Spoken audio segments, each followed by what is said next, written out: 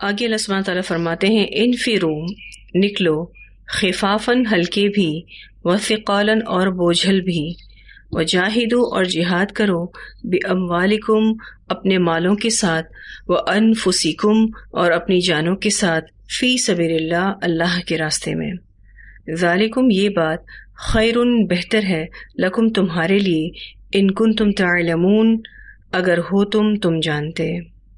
اس آیت میں اللہ سبحانہ تعالیٰ یہ فرما رہے ہیں کہ ہر حال میں نکلو۔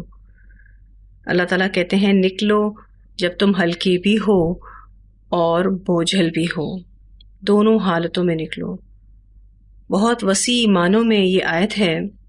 ایکچولی دین کا کام اکثر ہم یہ کہہ کر چھوڑ دیتے ہیں کہ ہم اس وقت مصروف ہیں یا ہماری فلاں پرابلم ہے، تو یہاں اللہ سبحانہ تعالیٰ فرماتے ہیں انفرو خفافا و ثقالا، نکلو ہلکے بھی اور بوجھل بھی، وجاہدوا باموالکم وانفسکم اور جہاد کرو دونوں چیزوں کے ساتھ، اپنے مالوں کے ساتھ بھی اور اپنی جانوں کے ساتھ بھی، فی سبیل اللہ اللہ کے راستے میں، ذالکم خیر لکم ان کنتم تعلمون یہ بات تمہارے لیے بہتر ہے اگر تم سمجھو، اگر تم جانو، تمہارے لیے یہی بہتر ہے۔ یہاں جو لفظ آیا ہے خفافاً، خافافا سے ہے، معنی ہلکا ہونا۔ خفافاً جب تم ہلکے ہو اس سے مراد یہ ہے کہ تم غریب ہو، کیونکہ غربت کی وجہ سے تم ہلکے پھلکے ہو، جب تمہارے پاس سامان جنگ نہ ہو، تم لشکر میں پیچھے سے شامل ہو، یعنی تم فرنٹ لائن کے فوجی نہ ہو، تم پیچھے لشکر میں ہو، تو ایسے فوجی بھی ہلکے پھلکے ہوتے ہیں۔ پھر اسی طرح سے اگر تم چست ہو تب بھی نکلو، یعنی تمہارے اندر بہت ہی انرجی ہے، تم ایکٹیو ہو، تو ایسے لوگ بہت ہلکے پھلکے ہوتے ہیں، تو کہا اس وقت بھی نکلو۔ پھر جوان ہو، تمہارے پاس سواری ہو، تم فارغ ہو، تم تندرست ہو، تم غیر شادی شدہ ہو، تمہارے بچے نہیں ہیں، بے شک اگر شادی بھی ہو گئی ہے تو، کیونکہ بچے بھی آپ کو بوجھل کر دیتے ہیں۔ پھر خوشی میں بھی نکلو، کیونکہ انسان خوشی میں ہلکا پھلکا ہوتا ہے، غم میں بھاری ہو جاتا ہے۔ پھر اسی طرح سے یہاں جو لفظ آیا ہے ثقالاً، ثا قاف لام سے ہے، بوجھل چیز کو کہتے ہیں، یا آپ بوجھ کا معنی بھی اس سے لے سکتے ہیں۔ اور جب تم بھاری ہو، اس سے مراد یہ ہے کہ اگر تمہارے پاس مال بہت ہے تو بھی تم نکلو اللہ کے راستے میں، اگر تمہارے پاس سامان جنگ زیادہ ہو، کیونکہ جتنا سامان جنگ زیادہ ہوگا اتنا ہی آرمی کو ویٹ اٹھانا پڑے گا۔ پھر اسی طرح سے اگر تم پیش قدمی کرنے والے ہو، تم فرنٹ لائن کے فوجی ہو، obviously ان کے اوپر زیادہ رسپانسبلٹی ہوتی ہے، تب بھی تم نکلو۔ پھر اگر تم سست ہو، کیونکہ سستی انسان کو بوجھل کر دیتی ہے، تب بھی نکلو۔ بوڑھے ہو تب بھی نکلو، پیدل ہو تب بھی نکلو، فارغ نہ ہو تب بھی نکلو، بیمار ہو تب بھی نکلو، شادی شدہ ہو تب بھی نکلو، اسی طرح سے غم میں بھی ہو تب بھی نکلو، کیونکہ غم انسان کو بوجھل کر دیتا ہے۔ پھر اسی طرح سے بچے بھی ہوں، یعنی شادی شدہ ہونے کے بعد بچے بھی ہو گئے تو آپ بوجھل ہو جاتے ہیں۔ اللہ سبحانہ تعالیٰ فرماتے ہیں انفروا خفافا وثقالا، بتائیے میں اور آپ کون سا عذر دیں گے اللہ تعالیٰ کو کہ اللہ تعالیٰ ہم نہیں نکلتے آپ کے راستے میں۔ یہاں تو اللہ سبحانہ تعالیٰ نے اس آیت کے ذریعے یہ واضح طور پہ بتا دیا کہ ہر حال میں نکلو۔ جب میں اس آیت پر غور کر رہی تھی تو مجھے سیرت سے کچھ واقعات یاد آ رہے تھے، جس میں غزوہ بدر میں آپ صلی اللہ علیہ وسلم کا نکلنا۔ آپ سب جانتے ہیں کہ اس وقت آپ صلی اللہ علیہ وسلم کی بیٹی بیمار تھی، حضرت رقیہ رضی اللہ تعالی عنہا بہت بیمار تھی، پھر بھی نبی اکرم صلی اللہ علیہ وسلم نکلے۔ کتنے بوجھل ہوں گے آپ سوچیں، اس وقت وہ کلوز ٹو ڈیتھ تھی، یعنی وہ اتنی بیمار تھی، بہت زیادہ موت کے قریب تھی۔ نبی اکرم صلی اللہ علیہ وسلم کو اتنی ٹینشن تھی ان کی، آپ صلی اللہ علیہ وسلم نے حضرت عثمان غنی رضی اللہ تعالی عنہ کو کہا کہ آپ غزوہ بدر میں نہ آئیں، آپ رقیہ کے پاس رہیں، کیونکہ وہ ان کے ہسبینڈ تھے، آپ رقیہ کے پاس رہیں، اس کا خیال کریں، اس مشکل وقت میں نبی اکرم صلی اللہ علیہ وسلم نکلے. آپ اور میں سوچ سکتے ہیں یہ بات اسی آیت پر عمل کرتے ہوئے، کیونکہ حضرت عائشہ رضی اللہ تعالیٰ عنہ فرماتی تھی کہ نبی اکرم صلی اللہ علیہ وسلم چلتا پھرتا قرآن تھے. آپ اسی آیت پر عمل کر رہے تھے. آپ بوجھل تھے لیکن پھر بھی آپ نکلے. آپ نکلے، واپسی آئے تو بیٹی کی وفات ہو چکی تھی، اس کی تدفین بھی ہو چکی تھی، اور بہت ینگ ڈیتھ تھی. کہا جاتا ہے 25 سے 26 سال کی تھیں وہ، جسٹ ان کی ڈیتھ ہو گئی، اور نبی اکرم صلی اللہ علیہ وسلم ان کے ساتھ موجود نہیں تھے. نکل سکتے ہیں میں اور آپ ایسے سچویشن میں اللہ کے راستے میں؟ اور پھر آپ دیکھیے کہ نبی اکرم صلی اللہ علیہ وسلم ایک عام سپاہی کی حیثیت سے جنگ میں نہیں جا رہے تھے. آپ صلی اللہ علیہ وسلم لیڈر تھے، سربراہ تھے. آپ کی رسپانسبلٹی بہت زیادہ تھی. آپ اپنی رسپانسبلٹی کو فیل کر رہے تھے. ہم سب جب اپنی رسپانسبلٹیز کو فیل کریں گے نا تو ہی ہم اللہ کے راستے میں نکل سکتے ہیں، چاہے ہمارے جیسے بھی حالات ہوں.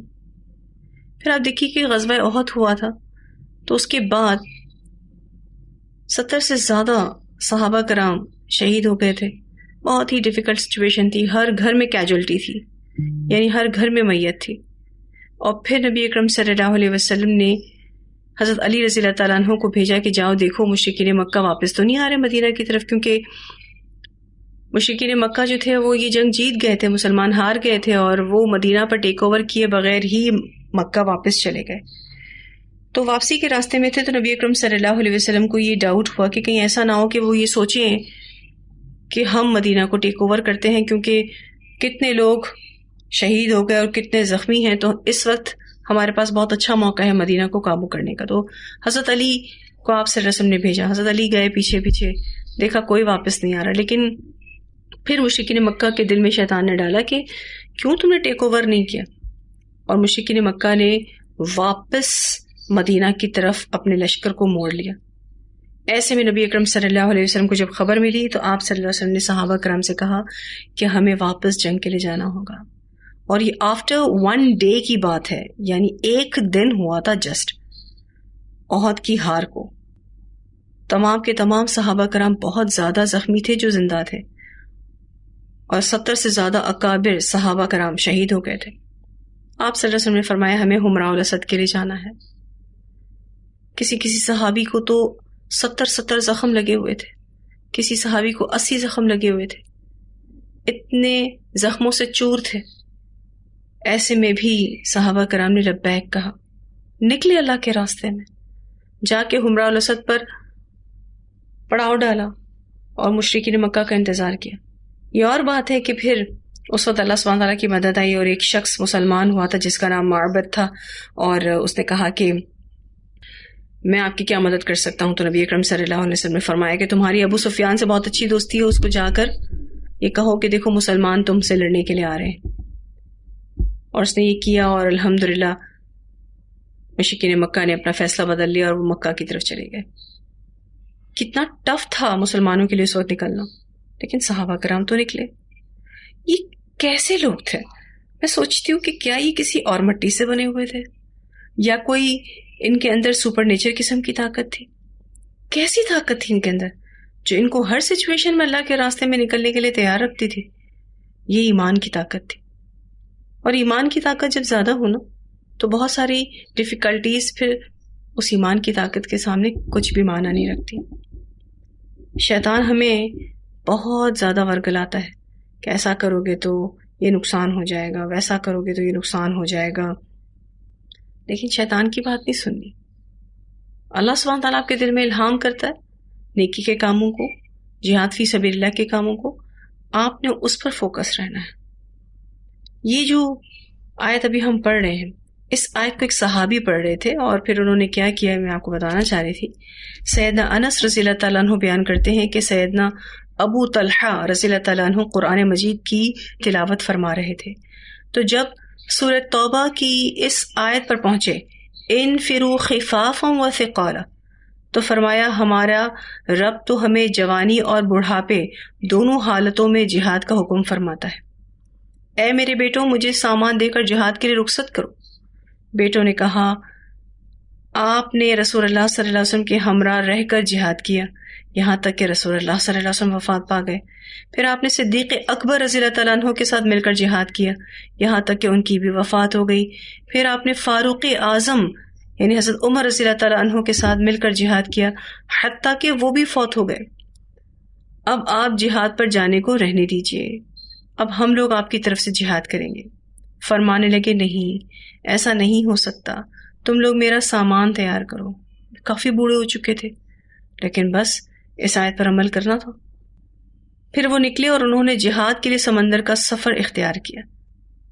کشتی میں ہی ان کا انتقال ہو گیا تو ان کی تدفین کے لیے کوئی جزیرہ یا خشکی نہیں ملتی تھی. اوبیسلی سمندر میں تھے، کہیں پر بھی کوئی جزیرہ نہیں مل رہا تھا، کوئی خشکی نہیں مل رہی تھی کہ جہاں ان کی تدفین ہو سکے. یہاں تک کہ ان کی وفات کے 7 دن بعد ایک جزیرہ ملا جہاں ان کو دفن کیا گیا، اور اس دوران میں ان کے جسم یا چہرے پر کوئی تبدیلی نہیں آئی تھی. اسے مستدرک حاکم نے روایت کیا ہے. اب آپ دیکھیے کہ اللہ سبحانہ تعالیٰ نے کتنی بڑی نشانی دکھائی، کتنا سالڈ عمل دکھایا ابو طلحہ رضی اللہ تعالیٰ عنہ کا. انہوں نے جہاد فی سبیل اللہ بڑھاپے میں بھی کیا اس آیت پر عمل کرتے ہوئے، انفروا خفافا و ثقالا. پھر آپ دیکھیے کہ جب یہ وفات پا گئے، چونکہ جہاد فی سبیل اللہ میں نکلے ہوئے تھے، طبعی موت سے فوت ہوئے، لیکن اللہ سبحانہ تعالیٰ ان کو شہادت کا مرتبہ دیتے ہیں، اور ان کی جو ڈیڈ باڈی تھی وہ بالکل بھی خراب نہیں ہوئی. اللہ نے ان کو شہادت کا مرتبہ دیا اور ان کی ڈیڈ باڈی پر کوئی بھی فرق نہیں آ رہا تھا. الحمدللہ، نہ چہرے پر نہ جسم پر، بالکل بھی خراب نہیں ہوئی. اور 7 دن کے بعد ایک جزیرہ ملا جہاں ان کو دفنایا گیا. آج ہم صرف قرآن پڑھنے کے لیے بھی لوگوں کو بلاتے ہیں، اور اگر وہ بڑھاپے کی دہلیز پر قدم رکھ چکے ہیں تو وہ یہ سوچتے ہیں کہ ہم کیسے قرآن پڑھیں گے، ہم تو اتنے بوڑھے ہو گئے، دنیا والے ہمارا مذاق اڑائیں گے کہ اب اس بڑھاپے میں آپ قرآن پڑھنے کے لیے نکلے ہو. تو کیا ہو گیا؟ جب اللہ سبحانہ تعالیٰ نے عقل اور سمجھ دی، الحمدللہ، دیر آئے درست آئے الحمدللہ. اور آج ہمارے بوڑھے بہت ہمت ہار بیٹھتے ہیں کہ اب ہم کیسے یہ سب کچھ کریں گے، ہم کو تو لکھتے پڑھتے بھی سال گزر گئے، یعنی ہم تو لکھنا پڑھنا سالوں پہلے چھوڑ چکے ہیں، اب ہم یہ کیسے لکھیں گے اور کس طرح سے ہم امتحان دیں گے، ہم کیسے قرآن پڑھیں گے، ہم پڑھائیں گے کیسے، اب تو ہماری عمر نکل گئی. تو ایسی کوئی بات نہیں ہے. آپ کا جہاد کرنا اللہ سبحانہ تعالیٰ دیکھ رہے ہیں. اور میں نے ایسے بہت سے اولڈ ایج لوگوں کو دیکھا ہے جو فی سبیل اللہ کام کرتے ہیں، اور وہ کتنے جوانوں سے بہتر ہیں الحمدللہ، اتنے ایکٹیو ہیں ماشاءاللہ. کیونکہ اللہ سبحانہ تعالیٰ کے راستے میں چلنے کی وجہ سے اللہ صحت بھی دیتا ہے، عافیت بھی دیتا ہے، بہت ساری مشکلوں سے پریشانیوں سے بچا لیتا ہے، لیکن وہ چلتے ہیں ماشاءاللہ.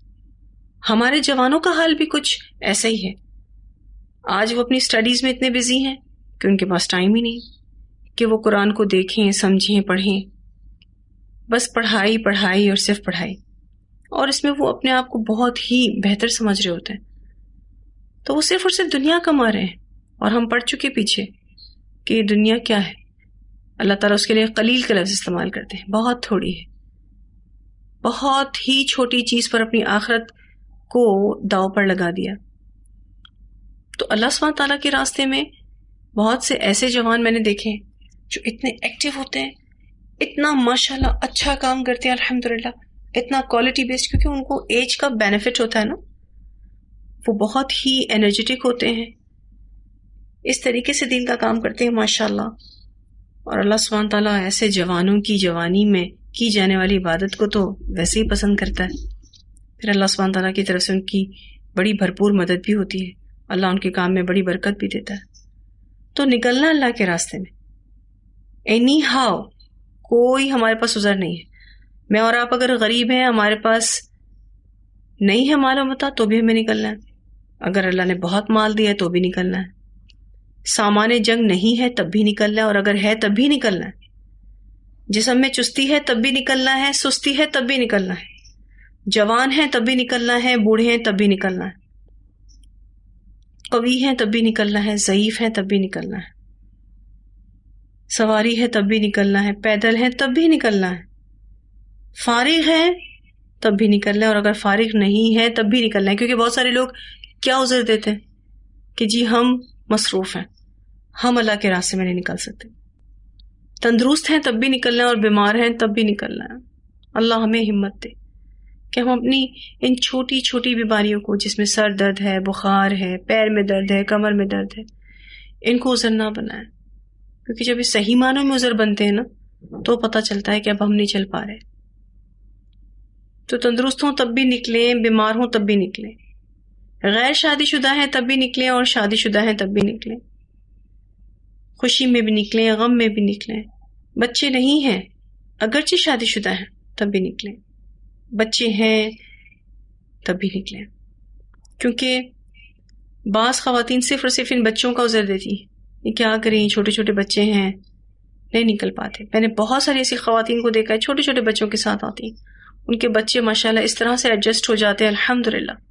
ان کو پتہ چل جاتا ہے کہ ان کی اماں جو یہ دین کا کام کر رہی ہیں، پڑھ رہی ہیں، پڑھا رہی ہیں، آئی تھنک یہ بہت ضروری ہے. اسی لیے وہ بھی بڑا کمفرٹیبل ہو جاتے ہیں اس ماحول کے ساتھ. تو نکلنا تو اینی ہاں ہے. اب اس آیت کے بعد میرے اور آپ کے پاس کوئی عذر نہیں. اللہ ہمیں کبھی عذر کے حوالے نہ کرے. اللہ ہمیں ہر وقت ہمت دے، طاقت دے کہ ہم اللہ کے راستے میں نکل سکیں.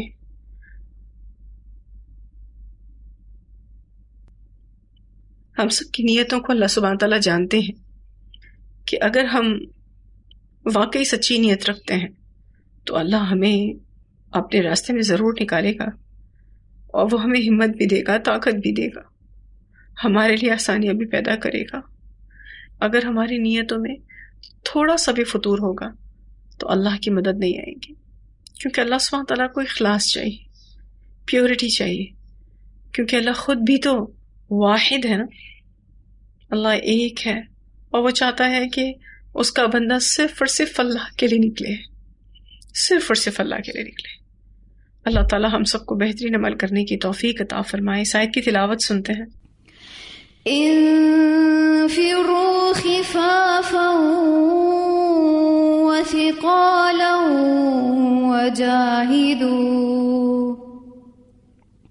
وجاهدوا بأموالكم وأنفسكم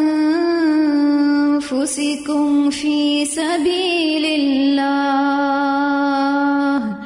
ذلكم خير لكم إن كنتم تعلمون.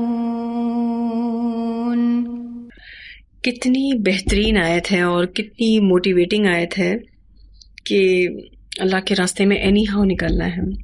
ایک روایت آتی ہے نبی اکرم صلی اللہ علیہ وسلم نے فرمایا، اللہ کی راہ میں جہاد کرو، بے شک جہاد فی سبیل اللہ جنت کے دروازوں میں سے ایک دروازہ ہے، اس کے ذریعے اللہ تعالیٰ رنج اور غم سے نجات دلاتا ہے. اسے مسلم احمد نے روایت کیا ہے. تو اس حدیث کو انشاءاللہ آپ سب نے کسی ایک کے ساتھ شیئر کرنا ہے. ہو سکتا ہے کہ آپ کے اس حدیث سنانے سے وہ اللہ کے راستے میں جہاد کرنے لگے. کیونکہ بہت سارے لوگ آج نسخہ مانگتے ہیں کہ ہمیں کوئی ایسا نسخہ دے دیں، کوئی ایسا ذکر دے دیں کہ جس سے ہم رنج اور غم سے نجات پا جائیں. تو یہ بہترین نسخہ ہے رنج اور غم سے نجات پانے کا کہ اللہ کے راستے میں نکلیں. اللہ سبحانہ تعالیٰ ہم سب کو بہترین عمل کرنے کی توفیق عطا فرمائے. ایک اور تلاوت اس آیت کی سنتے ہیں. انفروا خفافا وثقالا وجاهدوا بأموالكم وأنفسكم في سبيل الله ذلكم خير لكم إن كنتم تعلمون. مسلمان جس بھی حال میں ہوں ان کو اللہ کے راستے میں نکلنا ہے انشاءاللہ تعالی. انفروا خفافا وثقالا وجاهدوا بأموالكم وأنفسكم في سبيل الله ذلكم خير لكم إن كنتم تعلمون. بہت بہترین آیت، بہت موٹیویٹنگ آیت ہے. اور آخر میں جس آیت کے کہا گیا کہ یہ تمہارے لیے بہت بہتر ہے اگر تم جانتے ہو. اور ایسا لگتا ہے بہت سارے لوگ اس بات کو جانتے ہی نہیں ہیں. تو میں اور آپ اس کام میں کتنا آگے بڑھے ہیں کہ ہم لوگوں کو بتائیں کہ جہاد فی سبیل اللہ کتنا امپورٹنٹ ہے. ہم سب نے کوشش کرنی ہے انشاءاللہ تعالیٰ کہ ہم لوگوں کو بتائیں کہ اللہ کے راستے میں نکلنا کتنا ضروری ہے اور کتنا ہماری آخرت کے لیے یہ ضروری ہے. اتنا مضبوط ہونا ہے. ہم تو اتنے کمزور ہیں, تھوڑا سا سر درد ہوتا ہے تو پریشان ہو کر بیٹھ جاتے ہیں. گھر میں اگر کوئی چھوٹی سی ڈیفیکلٹی آ جاتی ہے تو ہم پریشان ہو جاتے ہیں. دیکھیں, یہ پریشانیاں, یہ دکھ, یہ تکلیفیں زندگی کا حصہ ہیں. ہمیں لازمی طور پر اپنے آپ کو مضبوط کرنا ہوگا اور یہ مضبوطی انشاءاللہ اللہ ہمیں دیں گے. بس ہم نے اس کی دعا کرنی ہے, اس کی کوشش کرنی ہے, اس کے لیے نیت کو اخلاص دینا ہے. اللہ کی مدد ضرور آئے گی انشاءاللہ تعالی. پہلا قدم ہم نے خود اٹھانا ہے اور یہ پہلا قدم میری اور آپ کی کوشش اور نیت ہی ہے, اور پھر اس کے بعد باقی سارے قدموں میں اللہ ہی مدد کرتا ہے. اچھا, بعض دفعہ ہم جہاد فی سبیل اللہ کرتے ہیں تو وہ ریزلٹس نہیں آتے تو بھی ہم اپنا دل چھوٹا کر لیتے ہیں. ہم کہتے ہیں اتنی محنت کی تھی کوئی فائدہ نہیں ہوا. تو دیکھیں, ریزلٹس بھی اللہ کے ہاتھ میں ہے. ہم نے ریزلٹس پہ فوکس نہیں ہونا, نو ڈاؤٹ ہم نے کوالٹی بیسڈ کام کرنا ہے, لیکن اس کے بعد اگر وہ خاطر خواہ ریزلٹ نہیں بھی آتے تو ہم نے یہ کام اللہ کو دکھانے کے لیے کیا تھا, کسی ریزلٹ کے بیسس پر نہیں کیا تھا. ٹھیک ہے جی, انشاءاللہ تعالیٰ اللہ تعالیٰ ہم سب کو بہترین عمل کرنے کی توفیق عطا فرمائے. جتنی آیات ہم نے پڑھی ہیں وہ واضح ہیں. چلیں, الحمدللہ, وآخر دعوانا الحمد للہ رب العالمین. سبحانک اللہم وبحمدک نشہد ان لا الہ الا انت نستغفرک ونتوب الیک.